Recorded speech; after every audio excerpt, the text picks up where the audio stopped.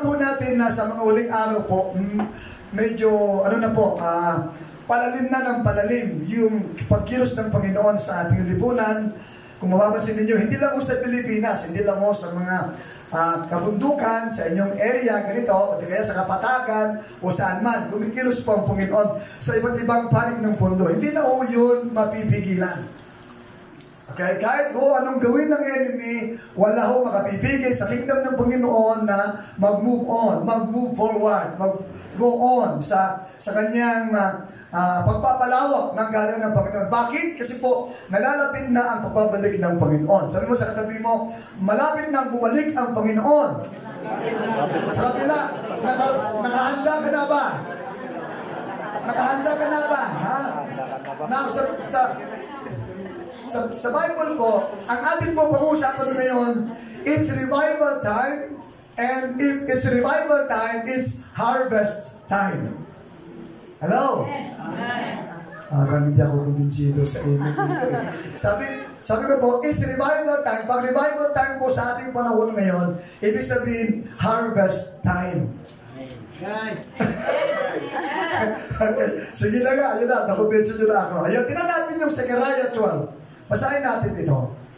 Versikulo 2 hanggang 3, tapos tayo ng verses 8 to 9.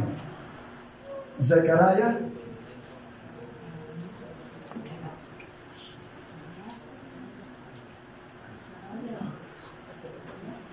Habang inaanap natin, Pastora, yun pong kaninang pag-pronounce ninyo ng Palawan, yun po ay tawag sa mga native ng Palawan. Ayun. Pero pag place po, Palawan. Ako, pag Palawan, no, tao yun, tao, parang si Pastor Dum yun. Palawan, ayan. Pero kung Palawan, place, yun, Palawan. Ayan. Okay po? Ayan. Zechariah 12, 2 and 3, sabi mo rito, Behold, I will make Jerusalem a cup of drunkenness to all the surrounding peoples when they lay siege against Judah and Jerusalem. And it shall happen in that day that I will make Jerusalem a very heavy stone for all peoples. All who would have hid it away will surely be the earth are gathered against it. Talon tayo na verses 8 and 9. Same chapter pa din po. In that day, the Lord will defend the inhabitants of Jerusalem. The one who is feeble among them in that day shall be like David. And the house of David shall be like God, like the angel of the Lord before them. It shall be on that day that I will seek to destroy all the nations that come against Jerusalem. Nakakatakot yan, pinagkat ni Pastor Dum ng mga scriptures. Bakit mo natanggit ito? Now, hindi ho tayo, alam ho natin yung nakaraan lang po na nangyari. Actually, hanggang ngayon, nagpapatuloy yung digmaan sa Israel. Okay? Recently lang ho, nangyari yan. Now, ano po yung implikasyon nito sa spiritual na Israel? Yung nangyayari sa natural Israel ngayon, meron pong significance sa spiritual Israel. Ikaw at ako, tayo lahat, tayo ang tinatawag sa Bible na spiritual Israel. Hindi na po nangyayari na parang nangyari na. Hindi. Merong katotohanan at kahalagahan kung bakit nangyayari ngayon sa bansang Israel, na natural Israel. Meron siyang significance sa atin na spiritual Israel, the Church of God. We are called the spiritual Israel. Kaya po, dito po mga senyalis ng kanyang ikalawang pagbabalik. Verse 10, sabi niya, And I will pour on the house of David and on the inhabitants of Jerusalem the spirit of grace and supplication. Then they will look on whom they pierce. Yes, they will mourn for him as one mourns for his only son, and grieve for him as one grieves for a firstborn. Ito po yung senyalis ng second coming ng Panginoon. Sinasabi niya na darating siya. Alam po natin, kinukugkog na ngayon yung Israel. Pinaikutan na siya ng mga Arab countries. Alam natin yun, sa balita ngayon. Okay? Meron pong kahalagahan kung bakit nangyayari ang mga bagay dito. There is Pamilyar po tayo sa Mateo 24. Ang lahat po ng sinyalis ay naroon. Wars, famine, famines, pestilences, and everything. Nandiyan na lahat. Malapit na tayo sa pagbabalik ng Panginoon. Okay? Wala pa ako sasabi kung kailan. Kasi nga, ang ama lamang nakakaalam, very clear. At the very mouth of Jesus, He is declaring only God the Father knows the time when. Hindi tayo pwedeng mag-declare. Pero, sa Bible po, pwede nating malaman yung mga signs and times sa ating panahon ngayon ng kanyang pagbabalik. No dates. Bawal yun. Hindi pwede mag-declare ng dates. No, wala. Signs and times lang po ng ating henerasyon ngayon. Tingnan natin yung, mamaya natin babasahin yung Luke 21. Sa Ezekiel 37, 21 and 22. Ezekiel 37, 21 and 22. Tingnan natin yung sinasabi dito ng banal na kasulatan. 21 and 22. Then say to them, thus says the Lord God, surely I will take the children of Israel from among the nations wherever they have gone, and will gather them from every side and bring them into their own land. 22. 22. Sabi nito, and I will make them one nation in the land, on the mountains of Israel, and one king shall be king over them all. They shall no longer be two nations, nor shall they ever be divided into two kingdoms again. Ito po yung speech ng regathering ng mga Hudyo. Kaya mapapasin po ninyo, matagal na nagsimula ho ito. Unti-unti na ho bumabalik yung mga Hudyo noon na kumalat. Maraming taon ang nakalipas na sila ay nagsipangalat sa iba't ibang bansa. Okay? Iba ay Germany, iba ay Finland, iba ay UK, lahat na maraming bansa. Unti-unti sila ngayong binabalik ng Panginoon. Sinyalis yun sa prophecy ng Word of God. God is coming very, very, very soon. Ginagada niya yung kanyang mga kalahi, yung kanyang minamahal na bansa. Alam naman natin yun, very clear sa Word of God. His chosen nation, Jewish, kahit na, generally speaking po, kahit na nag-aantay pa din sila, yung karamihan ng mga Hudyo ng Mesias. Tayo, second coming na, inaantay natin. Sila, generally speaking, Mesias pa din. Kasi why? They rejected Jesus's first coming when He came through the manger. Why? They were looking sa king, conqueror king, na nakasakay ng kabayo, naka-uniforme, magara ang pananamit at that time. Kaya dumating si Jesus through Mary, sa sabsaban, they rejected it. Even until now. Okay? May mga Jewish Christian na rin. Lalo sa point na ito, generally speaking po, marami pa po ang nag-aantay sa kanila ng Mesias. Sa prophecy po ng Biblia, may relasyon po yung pagsakop ng mga Arab countries sa kanila. Okay? Until such time na parang almost na matatalo sila with these Arab countries, then the second coming will come.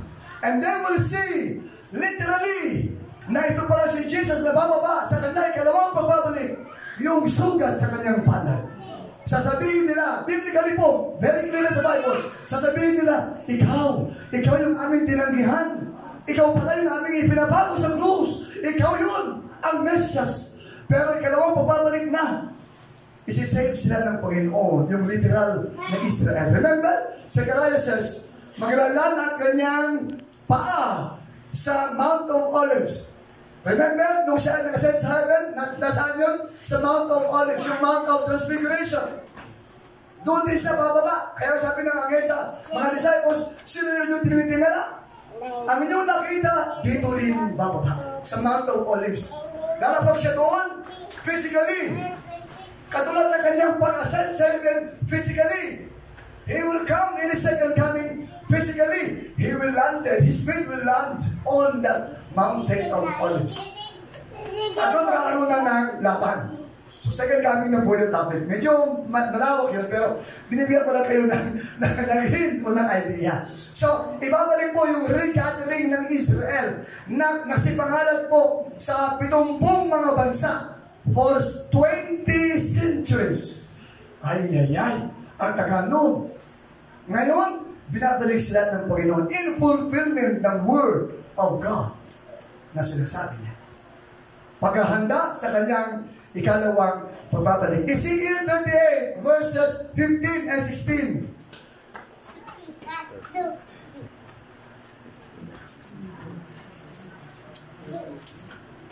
Then you will come from your place out of the far north, you and many peoples with you, all of them riding on horses, a great company and a mighty army.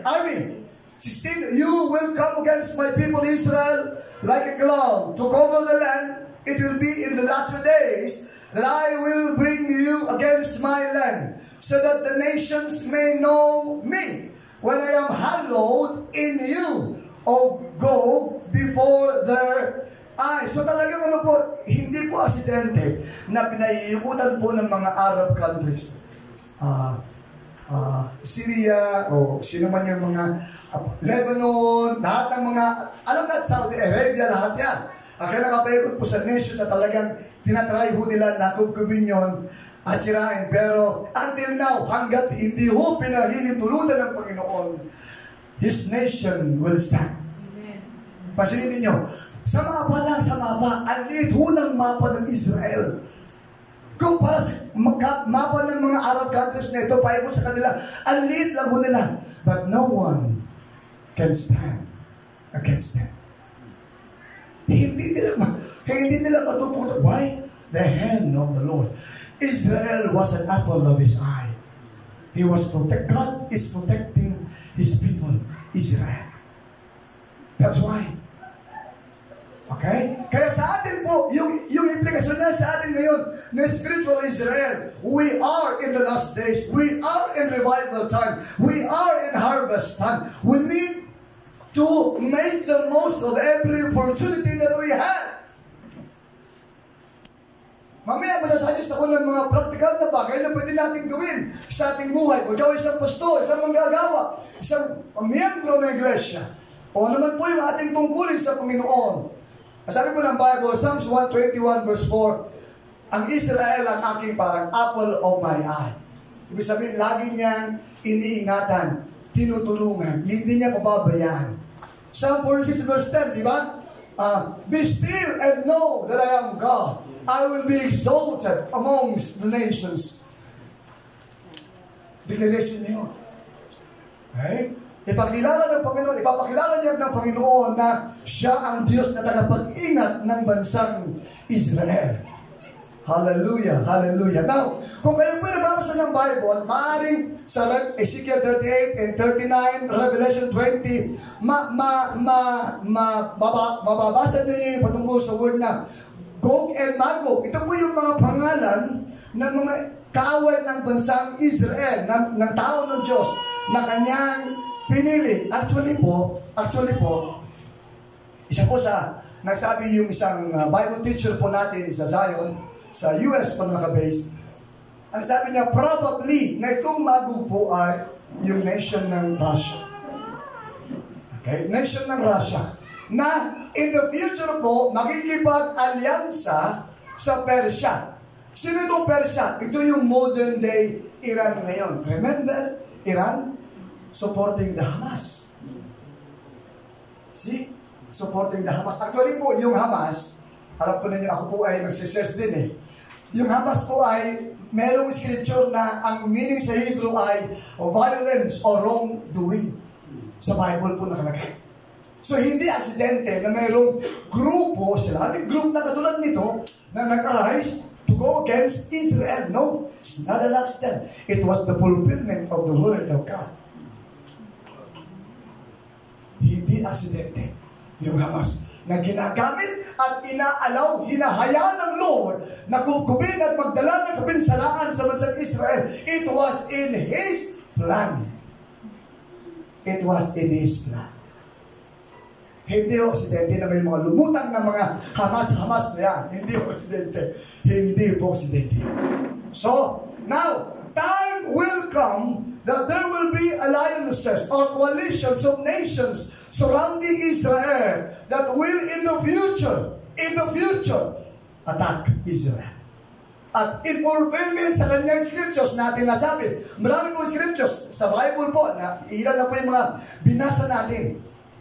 Okay, Saudi Arabia, Egypt, Jordan, Syria, Lebanon, at saka kung ano pang mga Arab countries na nakapaikot sa kanila. At kung niyo pong maalala, yung Russia po, okay? I mean, yung Iran, na modern day Persia, nang support sa Russia, sinong nakalaban ng Russia? Yung Ukraine. Wala yun, hindi na naawa sa Ukraine. Kalilig ng bansa eh. Laki-laki ng Russia. Kasi nga, yung common denominator doon, merong support from Iran, the modern Persia. Probably, okay? Na sinasabi ng likod ng Panginoon. Now, sabi po ng Bible, tinan natin Luke 21. Luke 21, tinan po natin.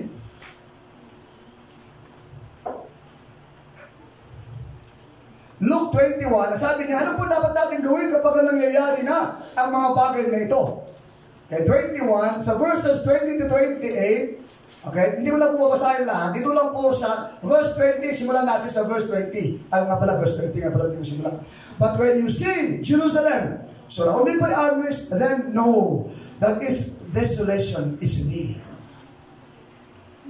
And then let those who are in Judea flee to the mountains. Let those who are in the midst of her depart. And let not those who are in the country enter her. For these are the days of vengeance, and all things which are written may be fulfilled. Okay? All things written may be fulfilled. But woe. Okay? And then, tanong tayo sa 25. And there would be signs. Sun, moon, stars. And then, sabi niya 26, men's hearts failing them from fear. And then 27, then they will see the Son of Man coming in a cloud with power and great glory. Sabihin po yung second coming niya. Verse 27. And ang sabi niya, anong sabi niya sa atin? Yung bilin niya sa atin through the Word of God. Ang sabi niya, now, when these things begin to happen, ang sabi, look up and lift up your heads because your redemption draws near. Amen. Hallelujah. Ito yung panahon na hindi tayo panghihinaan ng loob kahit na may mga persecutions along the way, may mga challenges along the way. Sabi ng Bible, lift up, and look up because your redemption draws near. Ibig sabihin, malapit na tayo.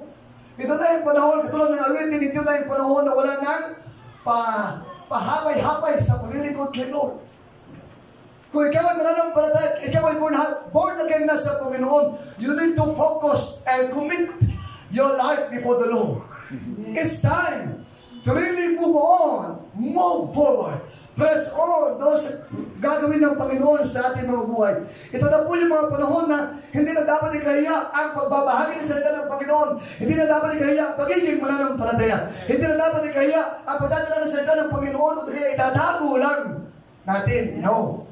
It's time to let the mountains know that Jesus, proclaim the name of Jesus in our places, in our community, in our churches. Upon the mountains, proclaim Jesus' name. Hallelujah. Hallelujah. Bakit po? Wala nang pagkakataon. Pag na-miss natin yung generation na ito, sa ating panahon ngayon, sorry to say, sa ating pagharap sa Panginoon. Very clear po ang Bible. Psalms 90, very clear. Ang lifespan ng tao, 70. Kung siya ay malakas pa, ang nag-vitamin, nag-exercise, aabot pa ng 80. Kumakain ng gulay, katulad ng ulam namin kanina, very healthy. Aabot pa ng 80. Ganun lang ang lifespan ng tao. Tuldok lang po sa eternity na inihahanda ng Lord para sa iyo, para sa iyo, para sa iyo, para sa akin, para sa ating lahat. Tuldok lang ang 70 or 80 years. Ito ang nakalimutan ng tao ngayon na igugol yung panahon. Bigyan ng pagpapahalaga ang Panginoon. Sa ating magpapatuloy po, kung niyo pong maalaala, nag-declare si Israel Prime Minister October 7 ng war with the Hamas. Tulad ng nangyari ng pagsugod nila. October 7 po nangyari yun. Kung niyo maalaala sa balita. 2023, October 7, umatake. Nag-declare siya na we will declare war. Hindi retaliation, hindi vengeance, hindi. We will declare war. October 7, 2023. Yun po yung last day ng Feast of Tabernacles. Last day, huling araw ng Feast ng Tabernacles. Aksidente? Hindi. Bakit nangyari? Lahat ay nasa kamay ng Panginoon. Nasa plano ng Panginoon. Okay? Now, kung hindi mo malaala yung Yom Kippur War, October 6 po yun, 1973. So, 50 years almost. One day na lang. 50 years. Ano ibig sabihin no? Aksidente ba na umatake yung Hamas October 7 to make it the 50th day during the time? Kung bibilang ka ng since 1973 up to 2023 ng October 7. Aksidente. Timing lang kaya ang 50th. Palagay ninyo. Kasama po kanina, lahat po nangyayari sa natural Israel, mayroong mahalagang significance sa spiritual Israel, sa atin ngayon, sa iglesia, na ating kinabibilangan. Tayo yung church. Okay?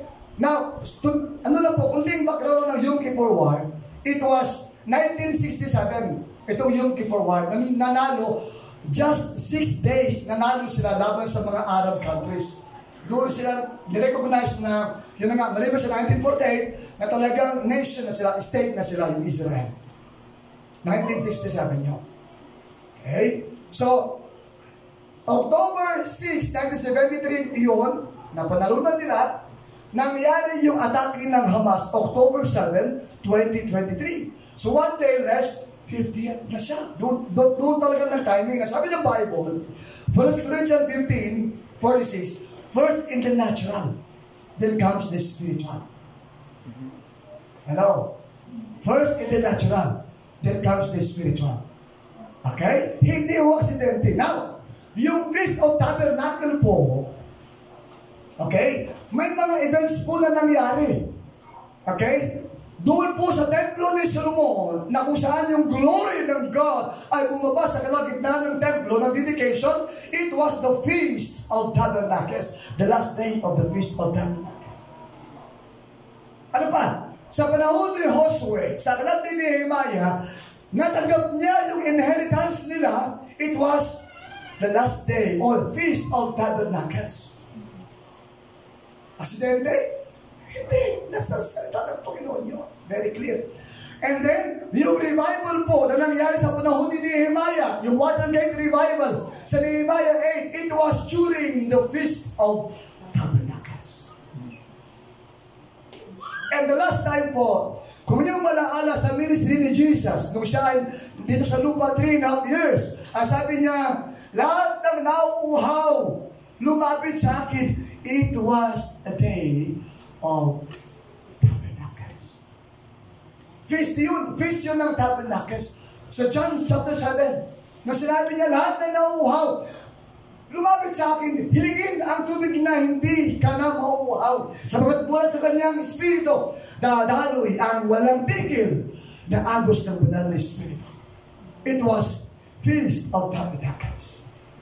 Now ito po, sabi ko po kanina, when something happens in Israel, there is always a significance in the church spiritually. Kaya nga po, dapat ipag-pray natin na tayo ay maging katulad ng mga anak ni Issachar na binanggit po sa unang Chronicle, 1 Chronicle 12:32, na nakakaalam ng times and seasons. Sabi ko kanina, bawal mag-declare ng dates, hindi pwede. Kung saan tayo false prophet o false teacher, whatsoever.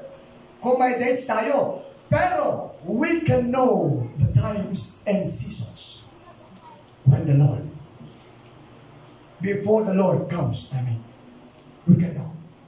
At nararamdaman natin ngayon sa ating lipunan. sa ating mundong ginagalawan. Hindi na normal ang takbo ng mundo natin. Ito na lang ha. Ito na lang yung type po ng bagyo. May mga places na dati wala namang bagyo sa kanila. Kahit anong signal number, wala. Pero sabi ng mga testimony, ngayon lang po, first time in my life, ang mga nagte-testify, mga veterano na sa places na yun. Wala pong nangyari bagyo. Ngayon na nangyari na yung tubig ay tumaas na ganito kataas. O ganito kalakas yung daloy ng flash floods. Ngayon lang po nangyari. First time in history. Marami tayong mga parang kakaiba, mga hindi pangkaraniwang mga pangyayari. Why? Signs of times. Kahit po, hindi lang po sa mga natural na bagay, kahit po sa mga spiritual na bagay, wala na yung takot sa mga tao. Takot na gumawa ng masama. Wala na yung fear of God sa puso ng tao. Sa ating panahon ngayon. Sa driving na lang, sa mga nagmamaneho dyan. Di ba? Napapanood natin sa balita. Kunting alam yun, gitgitan lang.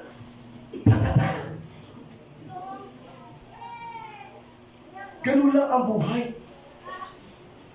Ano yan? Manok lang yan? Ang buhay? Ganun na kayo parsip ang tao ngayon. Hindi lang dadalawang isip. Hindi lang nag-iisip na ay, buhay ng tao yan, mahalaga yan. Mag-usap na lang kami.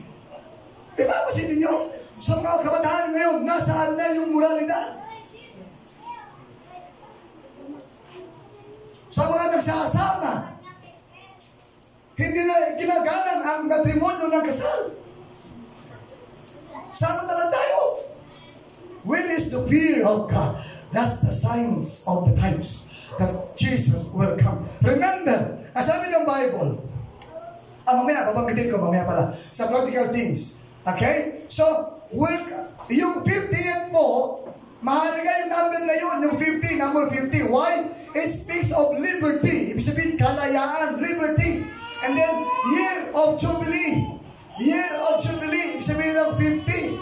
And then, restoration, yung pagpapanauli ng Panginoon sa buhay ng kanyang mga anak sa atin din po at sa bansang Israel. Ibig sabihin po, celebration itong Feast of Pentecost. Yung Acts 2, the Holy Spirit's outpouring. Sa Acts 2, sa Day of Pentecost. 50 din po yun. Okay? 50th din po yun ang nangyari yan. So, we're coming into the times where the great revival and harvests is on its way. Kaya sabi ng Bible, arise, shine, for your light has come, and the glory of the Lord is risen upon thee. Yes? Ito pa. Isang signs of the times, darkness shall cover the earth. Ano ba? Deep darkness. Sino? The people. Kaya wala nang fear. Ganun na lang kung gumawa ng kasalanan. Wala na yung moralidad. Sa loob ng pamilya, wala na yung paggalang, wala na yung respeto, nawawala na. Sa mga younger generations. But praise the Lord, God is raising up on the other hand, youth, YA, men and women that has the fear of God and willing to commit their lives and their hearts to serve Him, the King of Kings and the Lord of Lords. Still, God is doing something. Amen. Praise the Lord for that. Yes, sabihin mo, Pastor Dong, maraming persecution. Opo, hindi mawawala ng persecutions. Hindi mawawala ang mga challenges along the way sa ating paglilingkod sa Panginoon. But I am encouraging you, God will be with you. He will never leave you nor forsake you. Whatever challenges you have. Ano man yung battle mo ngayon, hindi ko alam. Ano man struggle mo, hindi ko alam. But I will tell you, God can do that. Just surrender and give it to the Lord. He'll do something better than what you are expecting. When you surrender before Him and say, Lord, di ko na kaya to. But I am trusting you sa process nito. Ganun lang. Pag ating kinilala, when we acknowledge, when we admit na hindi na natin kaya, then God will intervene on our behalf sa mga sitwasyon na meron tayo. Hello po. Hello po. Minsan pagsuko lang po ng ating sarili sa Panginoon ang inaantay ng Lord. At sabihin natin, Lord, hindi ko na kaya. Hindi ko na ito kaya. Pero ako'y naniniwala at nananampalataya sa iyo na meron kang magagawa. Then, God will do His part. Hello? Hello? I will give you po practical things. Dito tayo matatapos. 3 bagay lang. Mga practical things po na dapat natin pwedeng gawin. Habang inaantay natin at inaalam natin yung mga signs of the times na pagbabalik ng Panginoon, marami po, pero very practical lang po. Number 1, be lovers of the truth. Be lovers of the truth. Sabi po ng Panginoon, John 14:6, I am the way, the truth, and the life. Hello? Siya ang katotohanan. Okay? Hayaan natin yung ibang huwag nating mamahalin, huwag nating i-entertain yung mga hindi totoo, yung mga hindi kapakipakinabang, yung wala may tumutulong sa ating buhay. Kundi mahalin natin sa Jesus mismo, ang kanyang mga salita, sapagkat siya ang katotohanan. Siya ang the truth. Walang iba. Hello? We love Him. We love the truth. Okay? Now, kung di mong papansin, meron pong parable ng wheat and tares. Yung damo at saka yung trigo. Ayun, trigo at saka yung damo. Okay? Yun po ay ibig sabihin sa kingdom ng Panginoon. And it speaks po doon sa church yun. Spiritually speaking po. Sa church.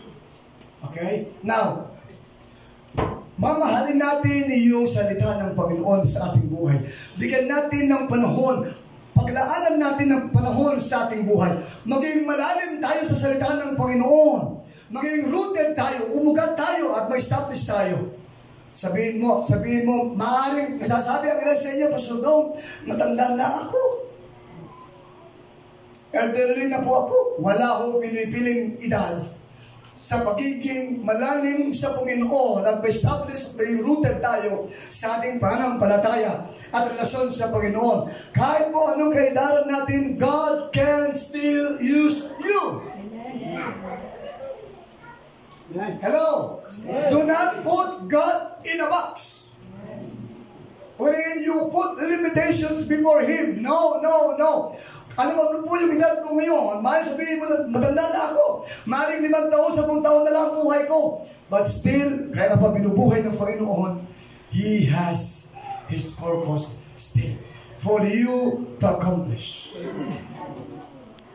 And be able to say sa harap ng Panginoon, sasabihin ng Lord, wow, halika, thou good and faithful servant, enter thou into the joy of your Lord.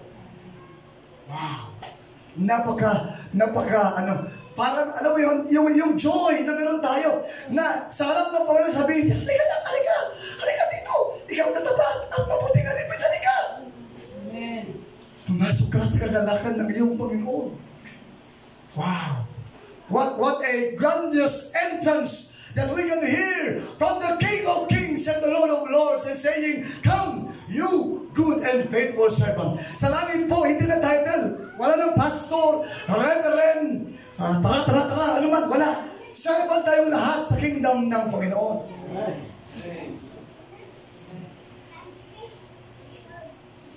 Dito lang sa lupa yung ganoon tayo mga titles. Sa harap ng Panginoon, ay ako ay Jerry PMC, ay ako ay CBRC. Walang ganon. Wala. Sabi na, halika. Mabuti at tapat na alipin. Pumasok ka sa kagalakan ng iyong Panginoon. Pero bago yun, okay, wag mo na ngayon, wag mo na kasi hindi mo tayo makakarinig, hindi pa natin marinig yun. Kasi nga, mayroon pa tayong dapat na gawin. Mayroon pang mandate si Lord sa atin na dapat natin gawin. Ikaw ay pastor ng Panginoon, manggagawa ng Lord. Young people, YA, you have still that mandate to do before He comes. Before you face Him as your Lord and Savior. Hello, wag mo na ngayon, wag mo na, kasi hindi pa tayo tapos eh. Napakahirap po na mapunta tayo ng langit na merong mga blanco sa ating buhay na ipapakita niya na dapat sana ay naigugol natin para sa kapurihan ng pangalan niya. O nagawa natin yung bagay na yun. Pero hindi natin nagawa. Wag tayo munang mauna. sa tamang panahon ng Lord, dapat.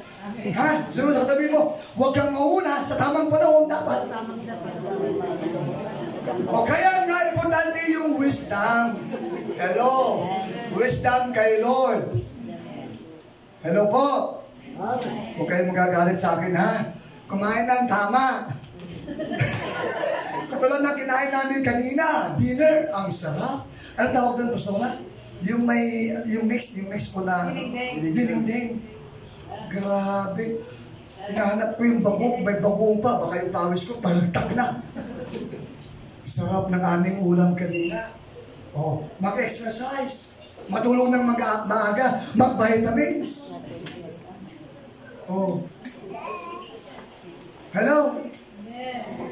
Ay, hindi na sila nag-amen. Galit na po sila kay Pastor Dong. Yun po, una, bilabo sa the truth of God. Sundin mo kung ano ang kalooban ng Lord sa iyo. Anong kalooban ng Lord sa atin? Lumago tayo, lumalim tayo, umugat tayo, mag-establish tayo, maglingkod tayo ng walang hinihinging kapalit. Buo yung ating pagbibigay ng ating buhay at panahon kay Lord. Hello po. Amen. Amen. Bahala na si Pastor Mirda kung yayayain pa niya ako next time. Dahil sa mga sinasabi ko. Pangalawa, mabili na matapos. Tell others about Christ. Basic lang yan. Pero itinuturo po namin ng mga pastor at manggagawa ng iglesia. Each one dapat marunong magbahagi ng salita ng Lord. Basic lang. Basic. Lingunin mo yung katabi mo. Tignan natin kung nakakangiti pa yan. Okay?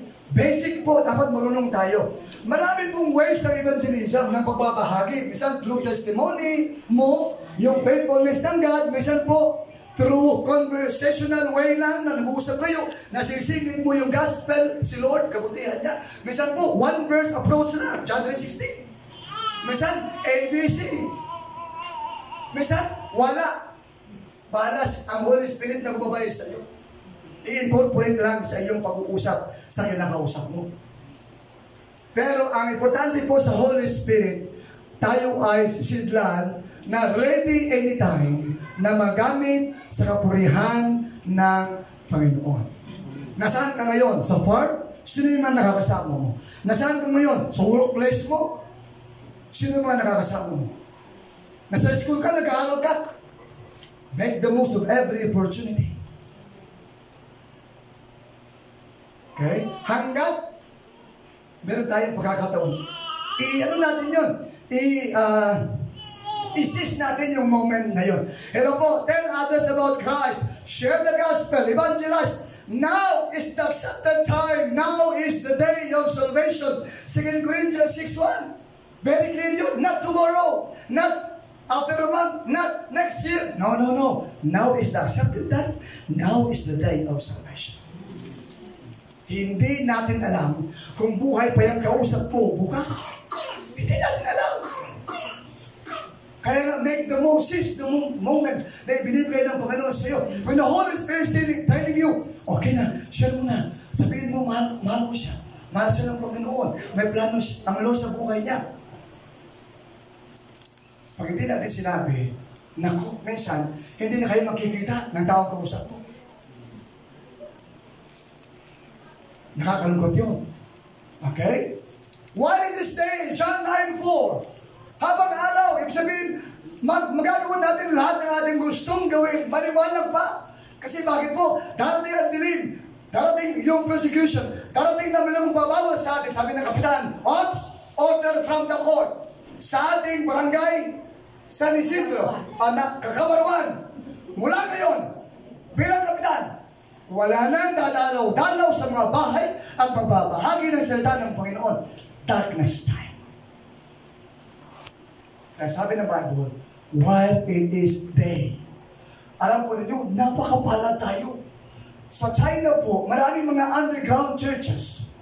Kapag po nagpupuli sila sa Panginoon, tahimik sila. Bakit? May mga umaali-aligid na mga pulis. Na kapag narinig sila na nagpupuli sa Panginoon, na nakikinig ng salita ng Panginoon, uulihin sila, pahihirapan, ito torture. Kaya ang ginagawa nilang worship, ganito, ang kanilang palakpak, walang ingay, tahimik. Hallelujah. Praise. At wala parang boses. Wala parang boses. Wala din. Ganon sila. Totoo ko ito. Ito yung history, testimony ng mga underground churches sa China. Sa China pa lang po yun. Paano na sa ibang bansa na mayroong persecution yung mga Kristiyano? Tayo, kahit sumayaw-sayaw tayo, hindi man lang tayo sumasayaw. Kahit na talon-talon, wala man lang. Elderuin ako kasi Pastor Dong, diyan ka na lang, gano'n na lang muna. Alam niyo yung privilege na naman tayo? Malaya. Wala pa nagbabawal sa atin na pumuri. Wala pa nagbabawal na tayo magbahay-bahay. Wala pa nagbabawal sa palengke, sa jeepney, sa trabaho, na magsabi ng salita ng Panginoon na mahal ka ng Lord, may plano si Lord sa iyo. Wala nagbabawal sa atin. And yet, we are not doing it.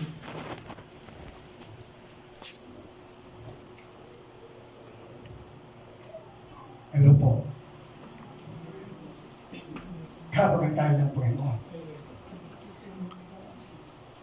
Ano po yung punto ko rito? Mahalaga ho. Meron tayong mga kaibigan, kamag-anak, kapitbahay, katrabaho, kakilala, kapats sa elementary, high school, na wala yung buhay, alam natin, wala ang direksyon ng buhay. Wala na pag-asa sa buhay. Sino pa ang antayin natin na magsabi, kapatid, Bats, lapit ka sa Panginoon, ipag-pray kita. Lapit ka, hanap ka ng isang church. Mahal ka ng Panginoon, may plano siya. Huwag mong sayangin ang iyong buhay. Sino masasabi noon? Siyempre, tayo na nakakaalam ng salita ng Panginoon. Tayo na nakakaalam ng parang plano ng Diyos sa kanila. Dahil ang plano nila ay dakila. Mga magulang natin, kapatid natin, kapitbahay natin, kaibigan natin.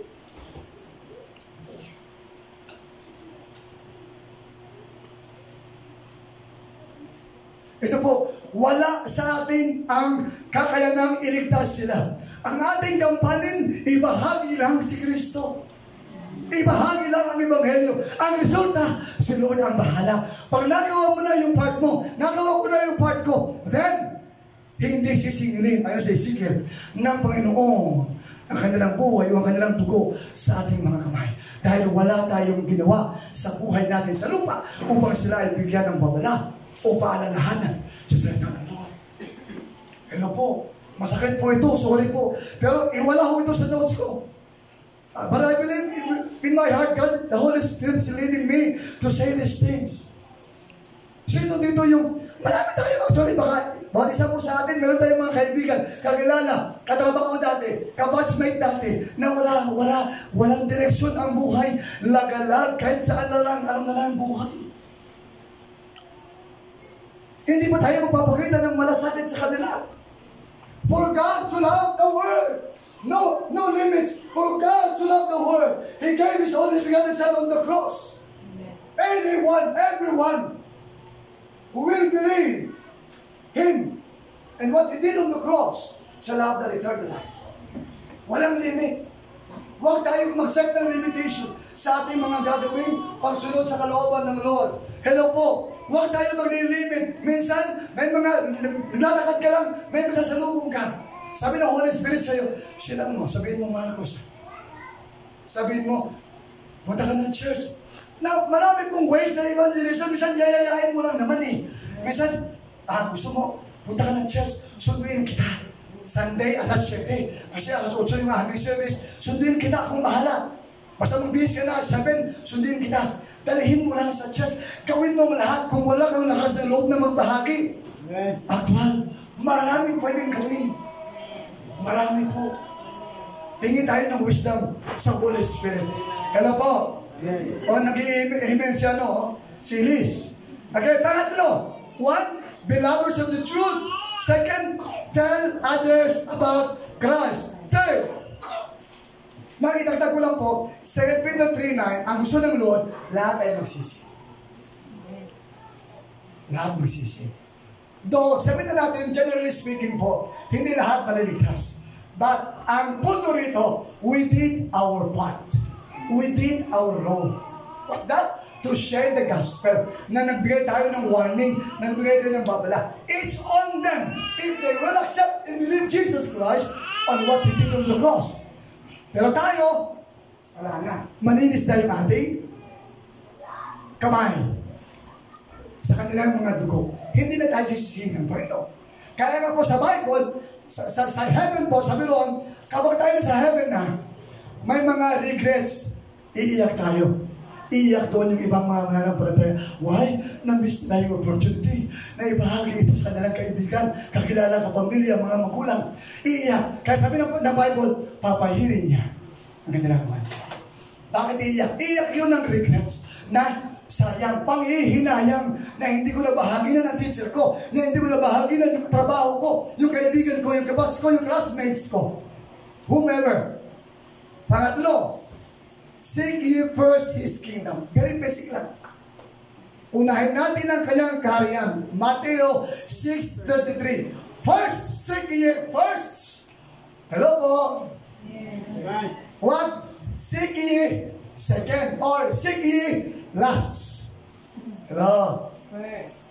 Hello po. Ayaw ng Lord na, alam mo yun, panguli siya. Ayaw niya ng may rivalry. Alam mo yun, may laban, may pag-iisipan pa hindi. Pag si Lord, number one. Practical way.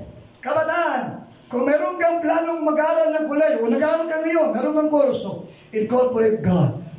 Sama mo siya sa goal mo. Sama mo siya sa plano mo.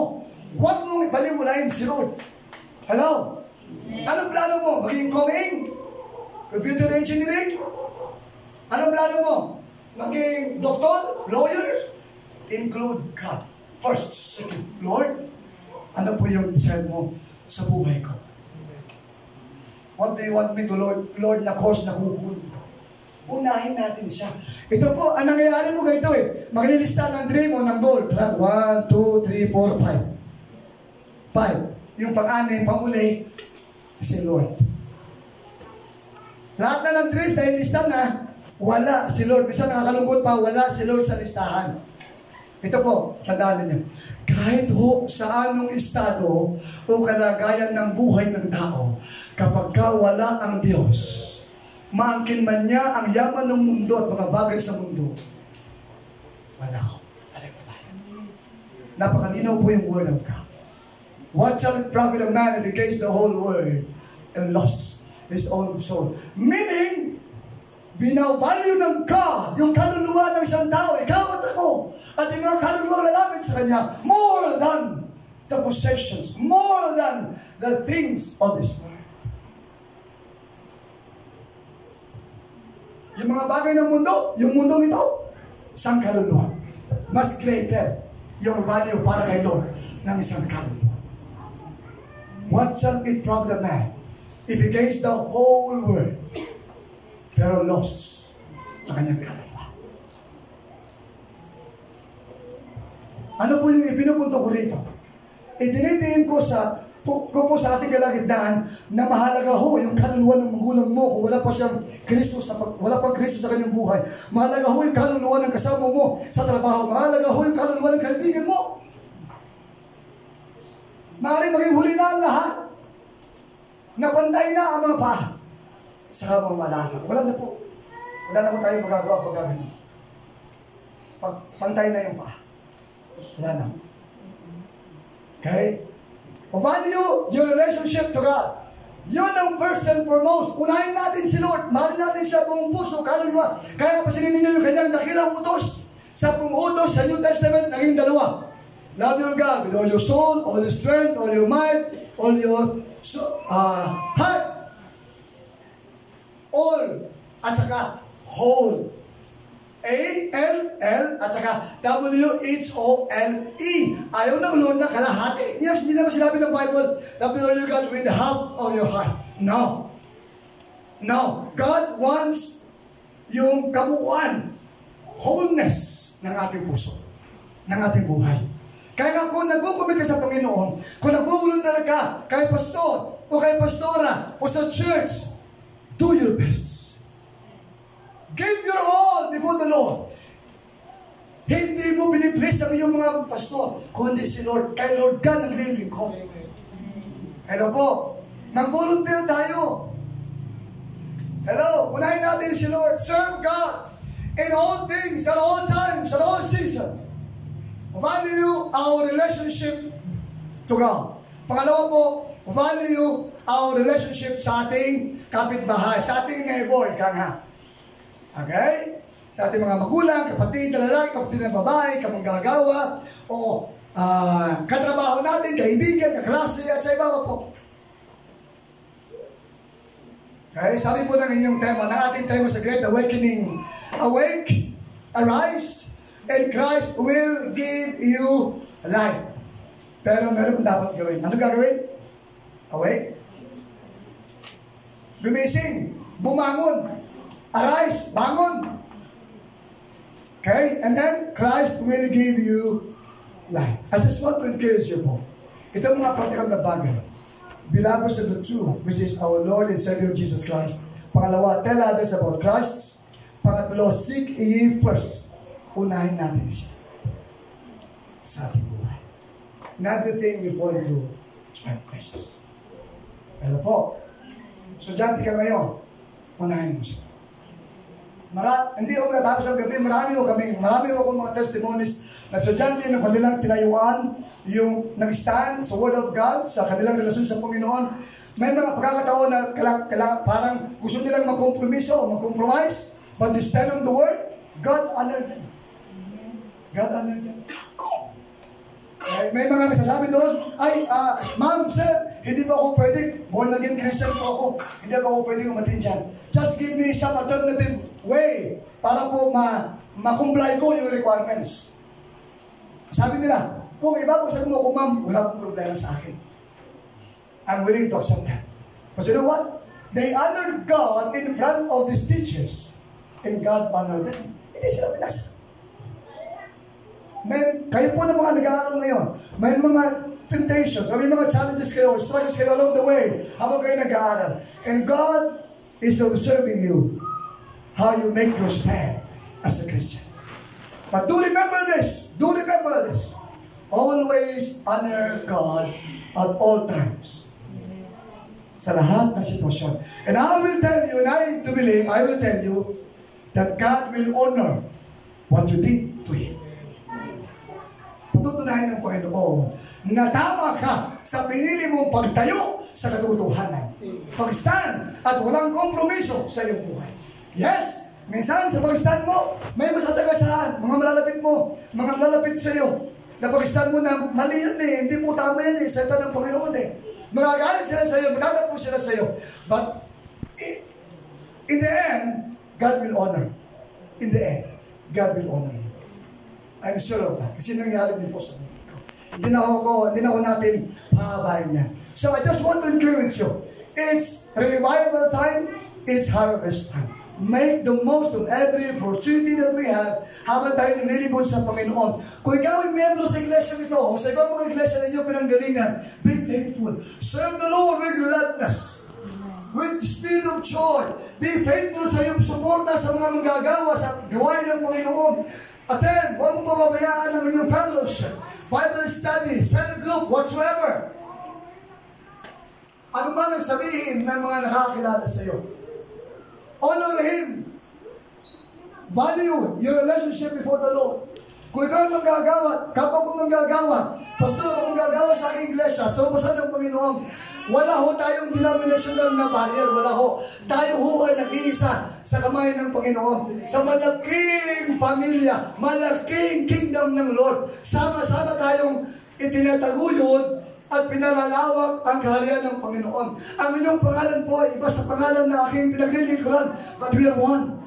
We are one in the Spirit. We are serving the God, okay, of Abraham, God of Isaac, and God of Jacob, the King of Kings and the Lord of Lords. Walang leveling, wala.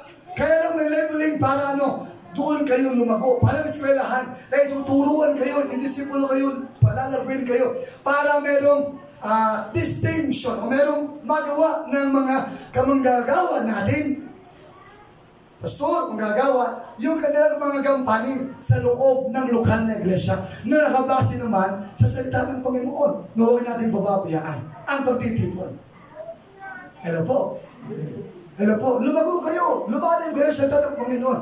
I do believe, obey the will of God. Seek Him first sa inyong buhay. And I believe with all my heart. Okay? When time comes, He will say to you, come. You, good and faithful servant, enter thou into the joy of the Lord. Wow. What a joy to hear the words mula sa bibig mismo ng ating Panginoon sa Kristo. Kaya po isa din po sa aming misyon ay magpalakas ng mga kapwa namin mananampalataya, kapwa namin lingkod ng Panginoon. I got born again 1989, June 26, 1989. And then I entered full-time in ministry July 1992. Since then, nakapag-asawa ako, binigyan ako ng Panginoon na makakasama sa buhay, 2004. Hanggang ngayon, sa biyaya ng Lord. Yun pa din ang mandato ko. Na palakasin ang iglesia ng Panginoon, i-encourage yung mga kamanggagawa ko sa ubasan, sa kanyang ubasan, sa kanyang malaking ubasan, palakasin yung mga membro ng bawat iglesia ang dinadalaw. Hindi para sa akin at para sa akin. No. Kay Jesus lahat ang papuri. Kami ay sisidlan lang po. Vessel lang po kami. Alulod lang po kami na ginagamit ng Panginoon. Sama-sama tayo. Okay? Now, ito po. I just felt in my spirit po. Before I end. Huwag na ho tayo. Huwag na ho tayong, alam mo yun, sa ating paglilingkod sa Panginoon along the way, may mga struggles talaga. May mga challenges talaga. But at times po, huwag nating hayaang, alam mo yun, pumasok yung mga bagay na makahahadlang sa ating paglilingkod ng lubusan sa Panginoon. Kundi kaya, mga bagay na pwede tayong pahintuin sa ating paglilingkod o sa ating pagpapahanap sa Panginoon. Ano po yung mga natural na bagay na yun na pwede kong natin banggitin sa ating pagwawakas? Okay? Huwag tayong tatanim ng sama ng loob. Magpatawad kung kinakailangan, humingi ng tawad kung kinakailangan. Huwag tayong maging o pagmumulan ng katitisura. Ano po? Ano po? Alam po ninyo ngayon, sa last days po, isa din pong signs of the time, relational yung ginagawa ng enemy. Sinisira niya yun eh. Relational. One aspect po na ginagamit ng enemy para bugin. Kasi nga po, God is cleansing His church. In our days po, God is cleansing His church. Why? Kasi pinipili niya na yung, which is, who is who? Sino ba yung mayroong puso na mayroon sa Panginoon? Sino ba yung mayroong mga hidden agendas na mga manggagawa sa kingdom ng Panginoon? Alisin niya. Remember, sa kalahati ng bahagi ng Acts chapter 1, cleansing ang ginawa niya. Bago dumating yung Acts 2, day of outpouring. Wala na si Judas, dumating yung Acts 2. Inalis ng Lord yung mga unworthy foundations. And God, I do believe, in our days, He is cleansing the church. That's why He is raising up men and women that will stand on His word. Regardless, despite all. Even if, kahit na iwan sila ng kanilang mga mahal sa buhay, dahil sa pagtayo sa katotohanan, yun ang mga nire-raise up ng Lord.